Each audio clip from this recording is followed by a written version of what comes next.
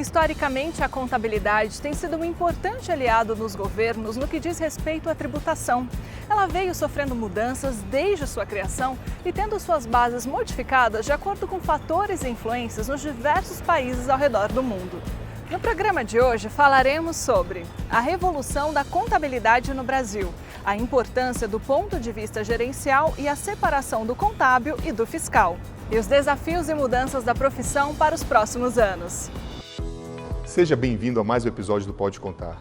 Hoje eu tenho imensa alegria e satisfação de entrevistar o ilustríssimo professor Eliseu Martins. Professor, quero de imediato lhe agradecer e até emocionado em tê-lo aqui nesse bate-papo sobre a contabilidade, sobre o futuro da nossa ciência. Muito obrigado por o senhor ter aceito o nosso convite. Eu que agradeço enormemente, Pedro Henrique.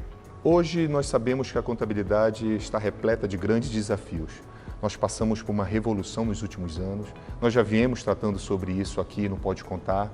E o que a gente pode conceituar disso? O que a gente pode tirar de lição de coisas boas e desafios que a gente tem para os próximos anos? Olha, Pedro Henrique, eu diria o seguinte: se a gente quiser entender bem a situação de hoje, precisa voltar um pouco no tempo. A contabilidade, quando nasceu, há mais ou menos uns 1000 anos atrás, da forma do seu método das partidas dobradas, ela nasceu das mãos de comerciantes, em alguns casos banqueiros, que precisavam de um instrumento de controle e de mensuração do seu próprio desempenho. Ou seja, a contabilidade nasceu absolutamente gerencial.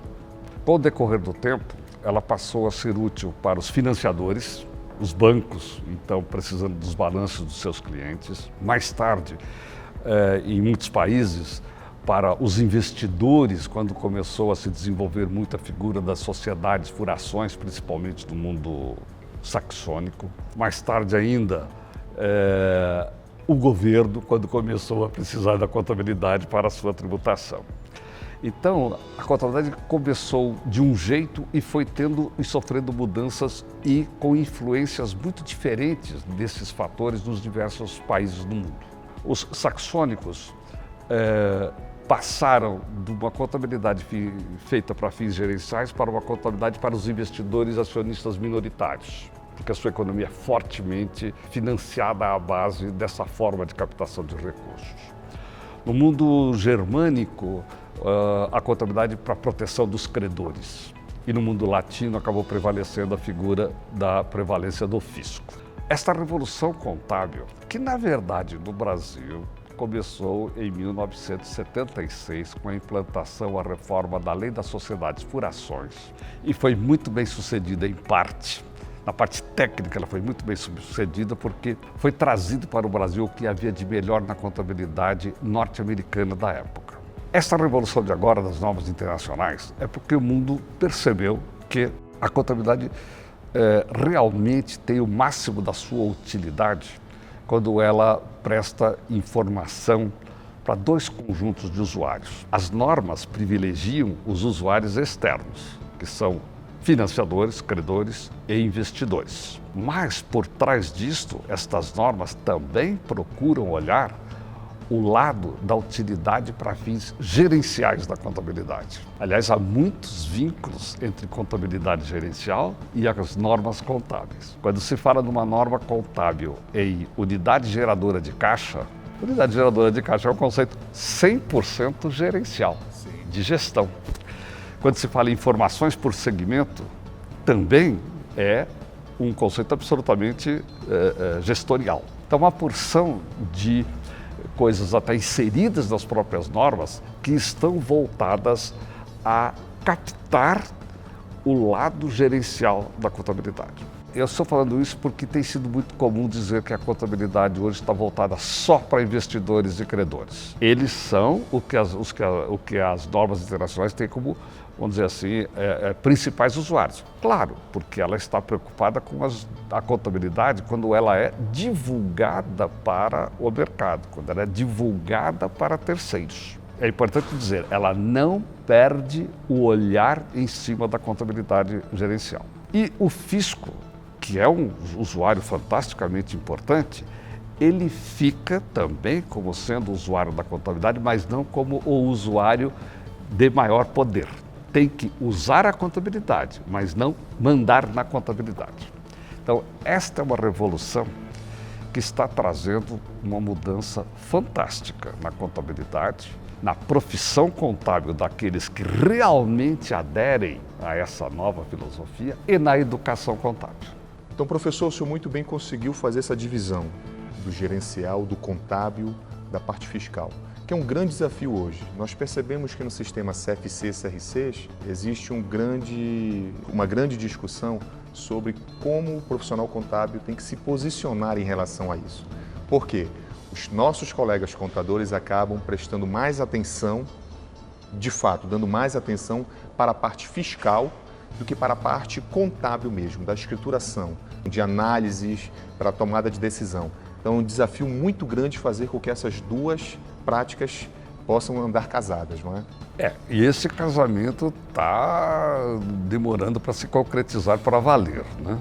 O empresário, ele sabe que das suas responsabilidades fiscais e quando ele pensar nisso, ele lembra do contador. Então, normalmente, ele não foi treinado, ele não aprendeu a fazer uso da contabilidade como instrumento de controle e como instrumento de decisão. Ele sempre ouviu falar do escritório de contabilidade, tudo que você tem que fazer do ponto de vista formal, legal, INSS, ICMS de ABA 4, tudo isso vai para o escritório de contabilidade. Então, ele já vai, a tendência do, principalmente pequeno, micro, já pensando nisso. O profissional se vê pressionado a atender a isso. Atendendo a isto, já fica a primeira parte vou dizer, do papel do profissional está sendo cumprida. O que está faltando é o avanço. A contabilidade, como eu disse, não nasceu por conta desse aspecto. O seu lado mais nobre e o seu lado que lhe dá a responsabilidade em ser uma participante muito mais efetiva na geração da riqueza e na geração do emprego, não é essa.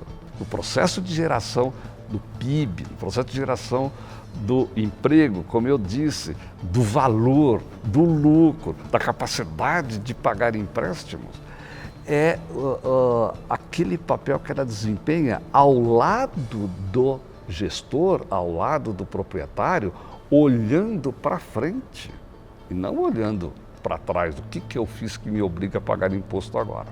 Eu diria duas coisas. Uma, é um processo do profissional realmente se colocar no lugar de um auxiliar da gestão das empresas dos seus clientes. Ele precisa entender que ele tem esse papel e precisa passar a ensinar isso para o empresário. Eu vejo às vezes o dono do escritório ou o profissional numa pequena empresa, mas ele não dá valor, como se o empresário tivesse a obrigação de entender de contabilidade e aquilatar o que ela pode auxiliar.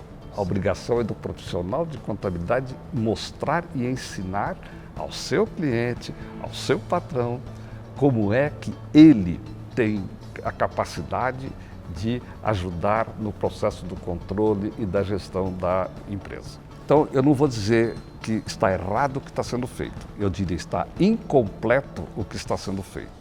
E a profissão, eu acho, continua perdendo uma grande oportunidade. Recentemente aqui no Pode Contar nós falamos sobre contrato de prestação de serviço e honorários profissionais na área de contabilidade.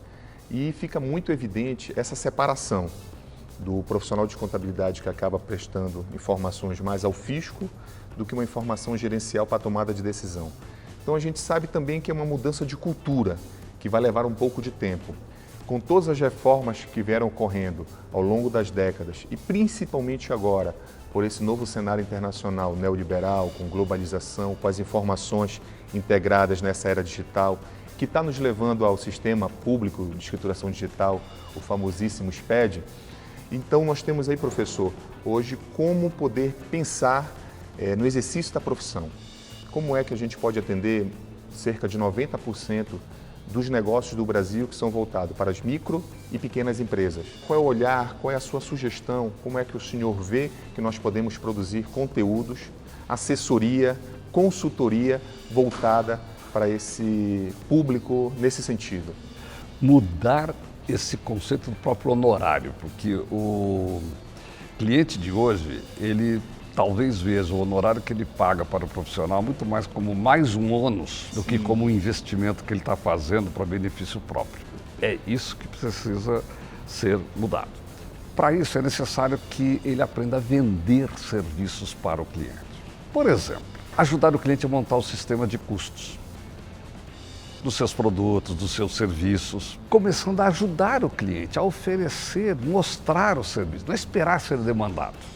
É começar a mostrar como ele pode ir lá e ajudá-lo a detectar quais são os produtos e serviços realmente lucrativos, quais são aqueles que não o são, ensiná-lo a fazer projeção de fluxos de caixa, ensiná-lo a aprender a fazer avaliação do negócio.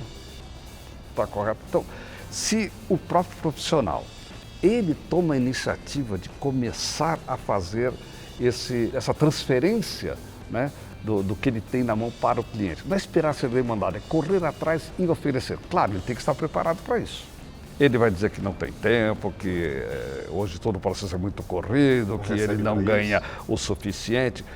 Só que tem que tomar uma decisão. Para quebrar esse círculo vicioso, o próprio profissional precisa fazer um senhor investimento. E o investimento tem que ser o tempo dele, o conhecimento dele. Se não tem conhecimento, corra atrás para vir e oferecer para o seu cliente. Mostrar para o cliente aquilo que ele não vê hoje, que é o quão útil para ele, como gestor, pode ser o profissional de contabilidade. Eu, como milhares de profissionais de contabilidade, quando entramos na academia, estudamos a sua literatura. O senhor, para a gente, é uma referência na contabilidade brasileira. E é um orgulho imenso poder entrevistar aqui. Muitos paraenses, muitos brasileiros gostariam de estar aqui hoje, batendo esse papo, aprendendo um pouco mais e tendo um pouco dessa experiência e conhecimento profundo que o senhor tem da contabilidade brasileira e mundial. Então, em nome disso, quero lhe agradecer do fundo do peito por ter nos concedido essa entrevista e por estar conosco aqui no Pode Contar. Nossa, eu fico emocionado com as suas palavras e muito agradecido. E vou levar a sério essa sua sugestão.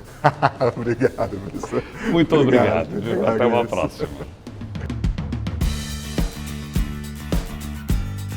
E fique ligado no canal para acompanhar todas as notícias, porque com a Vale você pode contar. Se você está no YouTube, se inscreva no canal e clique no sininho para receber as notificações. Assim, sempre que inserirmos conteúdos novos, você será notificado. Se você está no Facebook, compartilhe este vídeo e curta a nossa página. E no Instagram, siga o nosso perfil e deixe o seu like. A sua participação é muito importante, por isso não se esqueça de se inscrever no canal e deixar nos comentários as suas dúvidas e sugestões nos nossos canais de contato. Até o próximo vídeo!